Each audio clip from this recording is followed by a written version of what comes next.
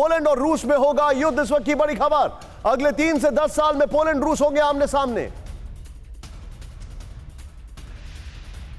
रूस से युद्ध से पहले पोलैंड को जुटाने होंगे हथियार।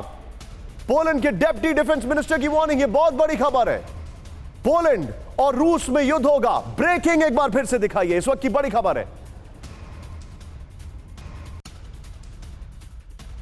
बगल में इसके जरा विजुअल दिखाइए। पोलैंड और रूस में होगा युद्ध, इस वक्त की बड़ी खबर।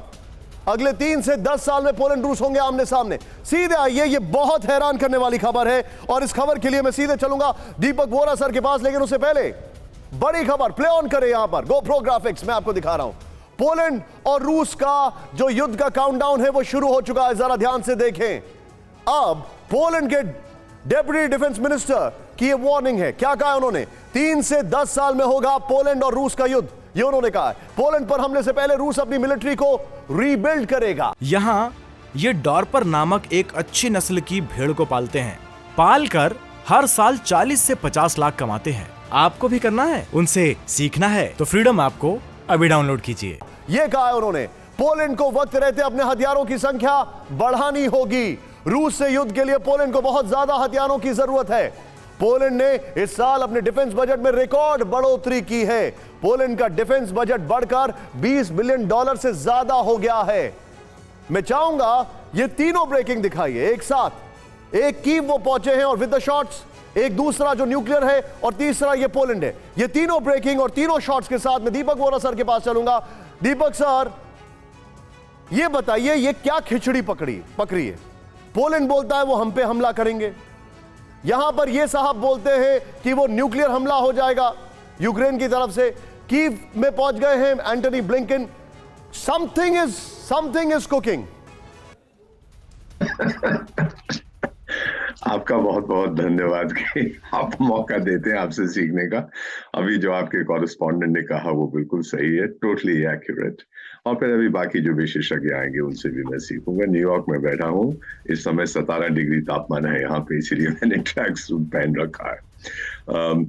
पहली चीज सर, मैं पोलैंड में आपका राजदूत था। ये मत भूलिएगा कि दूसरा विश्व युद्ध शुरू हुआ था जब एक तरफ से जर्मनी, दूसरी तरफ से सोवियत संघ ने पोलैंड को पूरी तरह से निगल लिया था।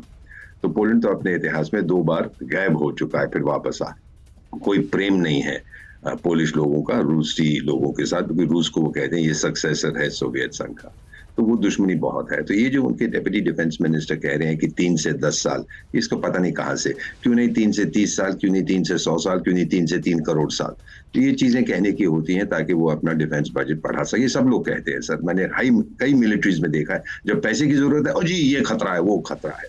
दूसरी चीज आपने कही है कि वाकई ही क्या हो रहा है उधर, खिचड़ी क्या पक रही है। एंटनी ब्लिंकन क्यों पहुंच गए हैं? क्योंकि जो पहले जुनून था सर कि यूक्रेन को हम बचाएंगे, पुतिन साहब को हम बर्बाद कर देंगे, वो जुनून खत्म हो गया है, क्योंकि ठंड आ रही है यहाँ पर सर और गैस नहीं है। न्यूयॉर्क में जहां पे मैं इस समय हूँ, यहाँ पर भी हम देख रहे हैं किस तरह से कीमतें बढ़ रही हैं। तो जो ऑर्डिनरी मैन है, जो साधारण है सड़क पर, उसे कोई जुनून नहीं, उसको खत्म हो गया, फिनिश्ड। और तीसरी चीज कि हथियारों की जो सप्लाई है उसको और बढ़ाना, क्योंकि आज सर जो one thing that we must understand कि आज अगर अमेरिकन इकोनॉमी को रिवाइव करना है वो वेपन सेल के जरिए होगी, और कुछ नहीं है इनके पास बेचने को सर।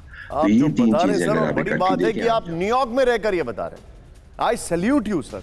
न्यूयॉर्क में भारत के पोलैंड के एम्बेसडर अमेरिका के ऊपर तल्ख टिप्पणी कर रहे हैं, and I salute you for this sir. I absolutely salute you. और सर मैं आपसे सीखता हूं। यहाँ ये डॉर्पर नामक एक अच्छी नस्ल की भेड़ को पालते हैं।